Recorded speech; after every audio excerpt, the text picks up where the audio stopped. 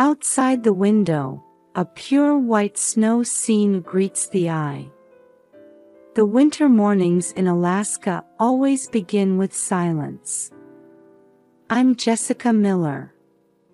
Even at 62, I haven't changed my habit of waking up at 5 a.m. every day. Standing in the kitchen, brewing a warm cup of coffee, I gaze out the window at the view of Miller's orchard spread before me. I'm reminded of over 40 years ago when my husband Robert and I started this orchard. In this small town near Fairbanks, everyone said, "It's too cold for anything to grow." But we didn't give up. After much trial and error, we found apple varieties that could withstand the cold and even succeeded in growing berries. Now, our orchard has become a fixture at the local farmers market, and in summer, it's bustling with tourists. It makes me so happy when everyone tells me how exceptionally sweet our fruit is after surviving the harsh winter. As I'm preparing breakfast, I hear footsteps coming down the stairs. "Good morning, Grandma," comes a cheerful voice. It's my granddaughter Emily. "Good morning, Emily. Did you sleep well?" "Yes. I have something exciting at school today." Emily, 8 years old, is the only daughter of my son Michael and his wife Sarah. They all live together with us in the big house on the orchard. A little while later, my husband Robert comes down. "Good morning, Jess," he smiles at me gently. Even at 65, his smile hasn't changed from 40 years ago. "It's delivery day today, isn't it?" I say. "Yes, I'm heading to Fairbanks Co-op." "I should be back by evening," Robert replies. After breakfast, once Emily has left for school, I put on my rubber boots and head out to the orchard. It's my daily routine to check on the apple trees in the snow. During winter, the trees are dormant, but we can't neglect preparations for spring. Around noon, my son Michael comes to the office. "Mom, I've finished this year's financial report," he says, looking a bit tired. "Thank you, Michael. You're always working so hard." "Yes," he answers vaguely. I've been worried about Michael lately. His relationship with his wife Sarah doesn't seem as good as it used to be.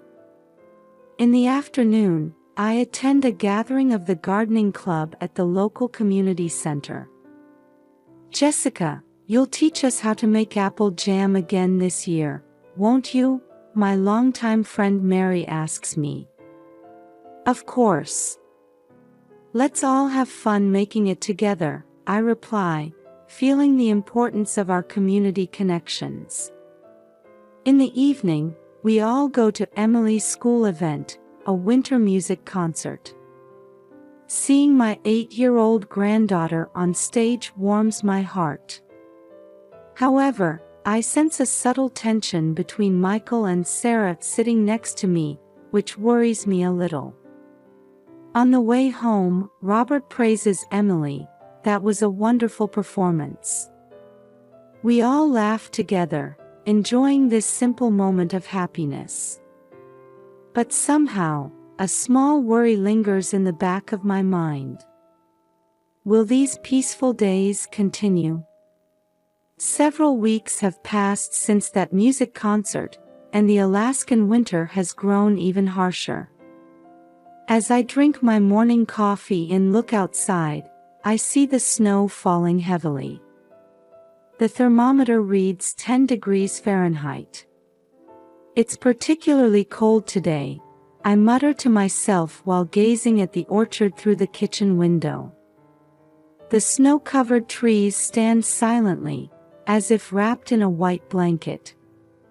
Despite the severe cold, today is my day to pick up Emily from after-school care. I had promised to pick her up at 4 p.m. from the YMCA winter break program. "Robert, I'll be picking up Emily today," I call out to my husband. "Oh, that's right. Be careful out there," Robert answers. He seems to be organizing some documents in his study. Looking at the clock, I see it's already past 3 p.m. I should get ready, I think to myself, putting on my coat and grabbing the car keys. As I step outside, the cold wind stings my cheeks.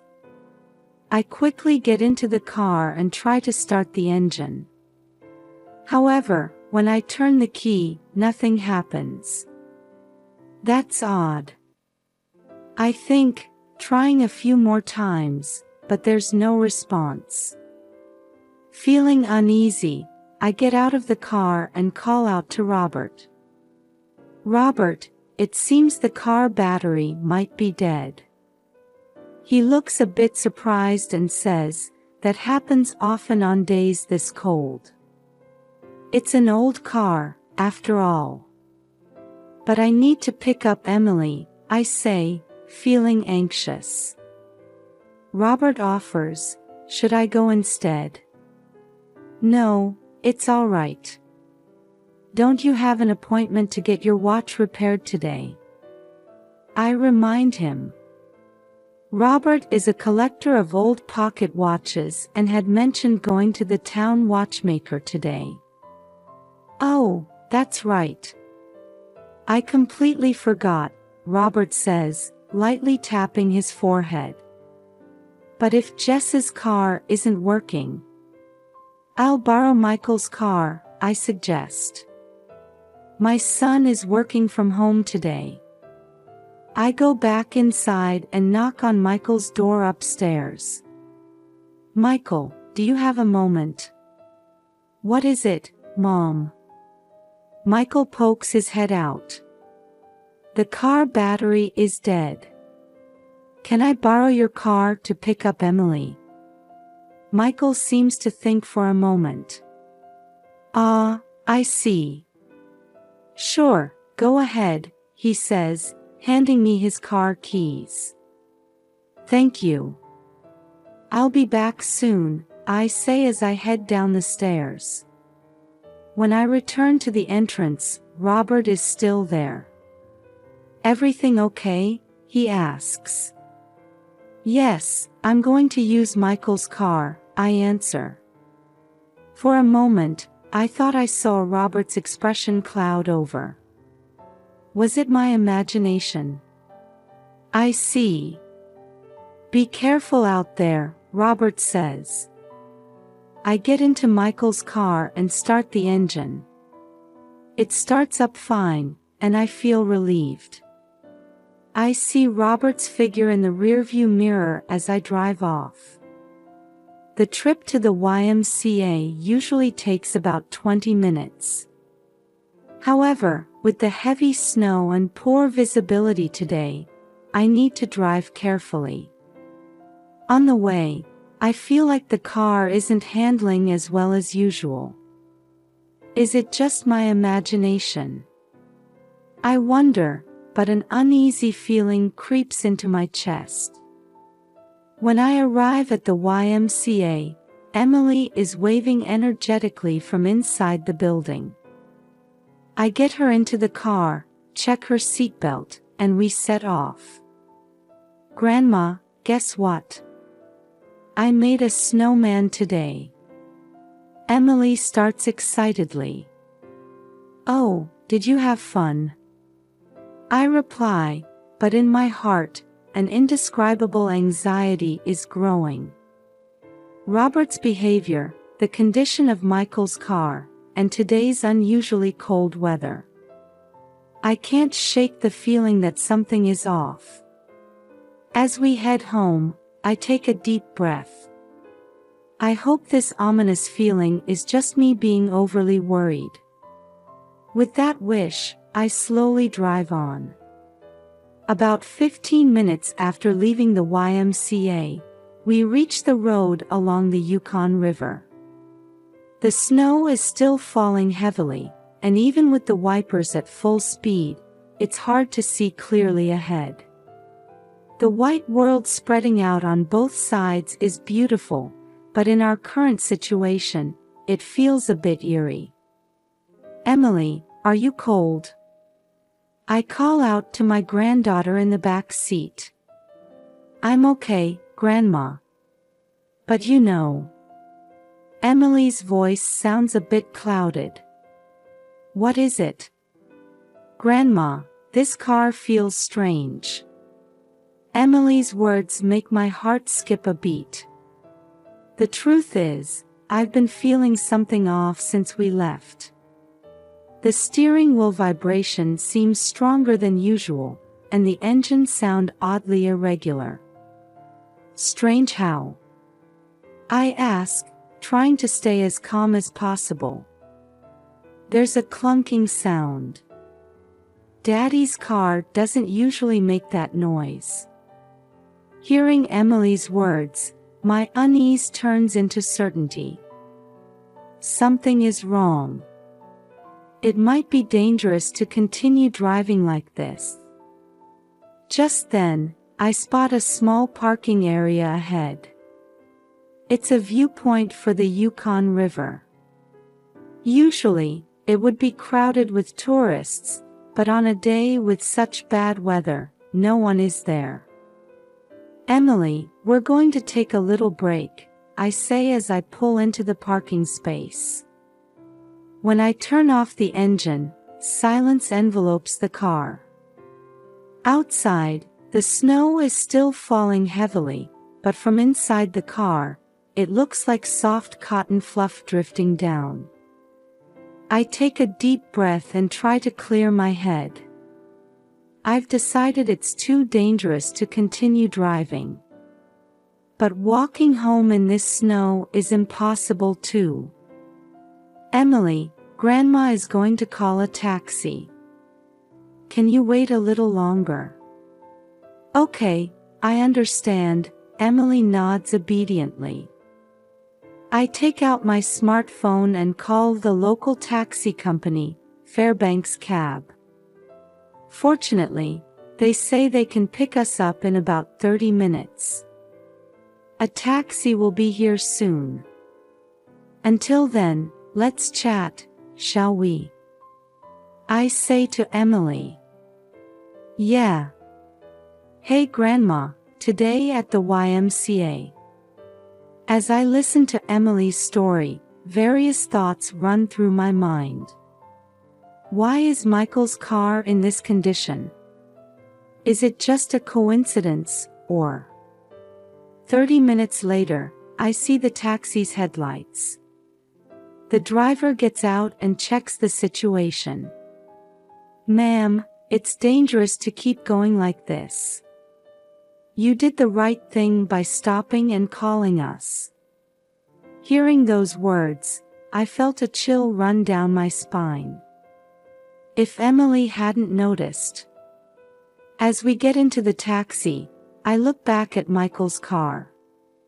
Tomorrow, I need to have it properly inspected. And I need to talk to my family. "Emily, you did well to notice." "Thank you," I gently pat my granddaughter's head. As the taxi starts moving, my heart is filled with deep anxiety and fear of the truth that awaits us. When the taxi stopped in front of our house, the day was already beginning to fade. The snow had finally let up, and the warm light leaking from the house windows reflected beautifully on the snow-covered ground. "Emily, we're here," I call out, and my granddaughter nods, rubbing her sleepy eyes. After paying the taxi driver and thanking him, we get out. Suddenly, the door flies open and Robert rushes out. "Jessica." "Emily." His voice is clearly agitated. Robert's expression changes from surprise to confusion, and for just a moment, disappointment. It seemed to flash across his face. "How are you safe?" a whisper escapes from Robert's lips. Those words sent a chill down my spine. Something is decidedly wrong. "Robert, what do you mean?" I asked, trying to maintain my composure. "Oh, no. I was just worried." With this terrible weather, he hurriedly tries to cover up, but his eyes remain fixed on us. "Emily, go inside. You must be cold," I urge my granddaughter into the house. Once Emily is inside, I turn back to Robert. "About the car, we need to have it checked properly tomorrow. It started acting up on the way." "I see." Robert's reaction feels oddly detached. As we enter the house, Michael comes down the stairs. "Mom, Emily, you made it back safely." His voice seems to mix relief and anxiety. "Yes, but is your car all right?" "It started acting strange on the way." "Oh, that. I haven't had it checked recently," Michael answers, averting his eyes. "That night, I couldn't sleep." Robert's reaction, Michael's attitude, and the condition of the car. Everything felt unnatural, as if some big secret was being hidden. Past midnight, as I was heading to the kitchen feeling thirsty, I heard small voices leaking from the study. It failed. Why didn't those brakes work? It's Robert's voice. I don't know. I was sure I had disabled them. This time it's Michael's voice. The voice of my son. Next time, we need a more foolproof method. "But Dad, is this really okay?" "Mom and Emily." "Shut up. You have debts too, don't you?" The orchard's financial troubles are serious. If we can just get the insurance money, everything will work out. I held my breath. I couldn't believe my ears. But the conversation I heard was clear. My husband and son were trying to take my life and Emily's. My legs felt weak, and I leaned against the wall. My mind went blank. I can't believe it. I don't want to believe it. But this is reality. Quietly, I returned to my room and closed the door. Tears streamed down my cheeks. My husband of over 40 years, the son I gave birth to. These two were trying to take our lives. Why? The orchard's financial troubles. Debts. I can't even imagine how bad the situation must be. But even so, to try to kill family members.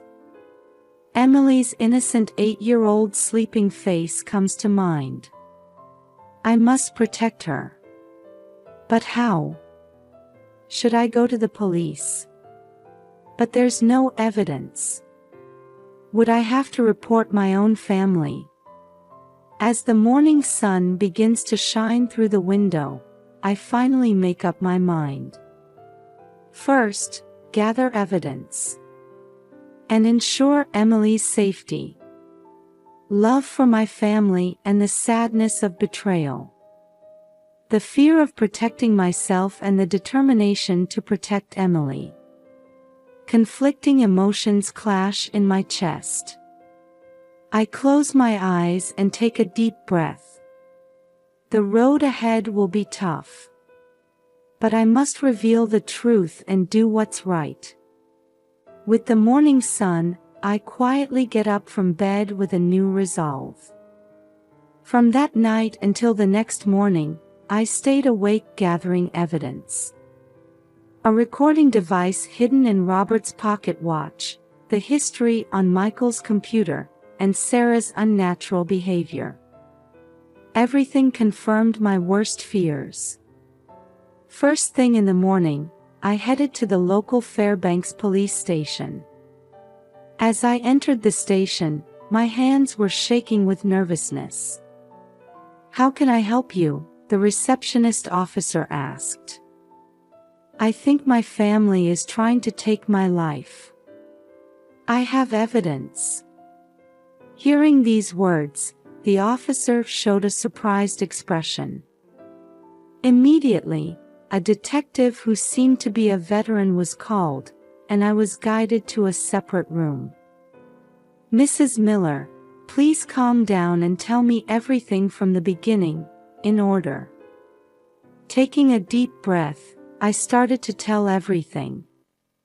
The conversation between my husband and son, the unnatural car breakdown, and the evidence I had gathered. "The car I left by the Yukon River is urgent," I emphasized. "The perpetrators might try to destroy the evidence." The detective understood the gravity of my words and immediately gave instructions to his subordinates. "Head to the scene right away and secure the car. Evidence preservation is the top priority." A few hours later, I received a call from the police. "We've successfully secured the car." As expected, the brakes had been deliberately cut. Hearing this report, the last hope in me vanished. I felt like I was being confronted with the reality of the situation once again. After that, the police investigation progressed rapidly. Emily and I took refuge in a safe place and fully cooperated with the investigation. A few days later, the whole picture became clear. At the police station, I received a detailed report from the detective in charge. "Mrs. Miller, I'm going to share the results of our investigation." The detective's expression was stern, but also showed a hint of sympathy. "Yes." My voice was trembling. The brakes of the secured car were indeed deliberately cut. It seems to have been a meticulous plan to stage an accident on the snowy road. I held my breath at those words. Furthermore, we found evidence of conspiracy between your husband, Mr. Robert, and your son, Mr. Michael. There were email exchanges between the two and suspicious movements in their bank accounts. The detective paused for a moment, gauging my reaction. I nodded for him to continue. "Regarding the motive, it seems the orchard's management was in a dire situation. Harvest yields had drastically decreased due to abnormal weather in recent years, leading to substantial debt. Moreover, Mr. Michael had separate debts as well. I had no idea about any of this," I said. "Yes. And it seems they had their eyes on your and your granddaughter's high-value life insurance policies. They probably thought all their problems would be solved if they could get the insurance money." I couldn't hold back my tears.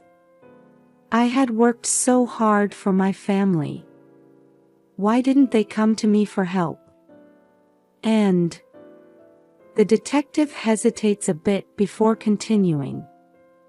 "We've discovered that Mr. Michael's wife, Mrs. Sarah, was also aware of this plan." "Sarah too?" My heart was completely shattered. Mrs. Sarah wasn't directly involved, but she knew about the plan and didn't stop it. Rather, it seems she was in agreement with it. After hearing everything, I let out a deep sigh. What happens now? Mr. Robert and Mr. Michael will be arrested for attempted murder and attempted insurance fraud. Mrs. Sarah will likely be questioned on suspicion of conspiracy. Reality weighs heavily on me. The betrayal by my family, the orchard's crisis, and our future life. However, remembering Emily's smile, I renewed my determination. I vowed in my heart to overcome this ordeal and build a new life. Following the police investigation results, the prosecution swiftly moved to press charges. When the trial began, local media reported extensively, throwing our small town into turmoil. When I first faced Robert, Michael, and Sarah in court, my heart was filled with complex emotions. Those who were once my beloved family now sat in the defendant's box.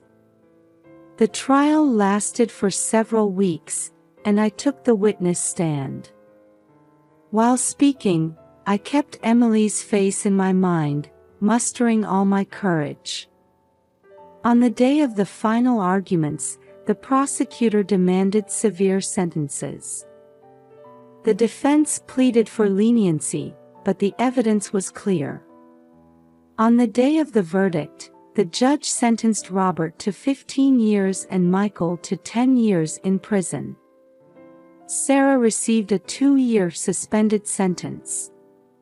After the sentencing, Robert looked at me and said in a faint voice, "Jessica, I'm truly sorry. I was so caught up in the business." Michael also apologized tearfully, "Mom, the debts kept piling up, and I didn't know what to do."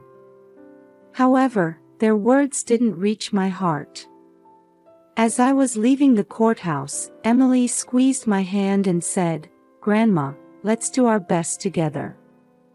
Everyone loves your apple jam." Those words brought tears to my eyes that I couldn't hold back. When we returned home, I had to face the orchard's debts and management issues. As I was at a loss, our neighbor Martha introduced me to the Alaska Legal Services Corporation. "They'll surely help you. If you explain your situation, you should be able to get appropriate advice," Martha said. Encouraged by Martha's words, I contacted the Alaska Legal Services Corporation the next day. Speaking with a lawyer who listened attentively to my story, I felt a glimmer of hope. "Mrs. Miller, let's start by proceeding with the divorce and removing Michael from the orchard's management," the lawyer suggested. Hearing those words, I let out a deep breath. Divorcing my husband of over 40 years. Parting ways with my son. While my heart felt constricted, I knew I had to move forward, for Emily's sake and my own. "I understand.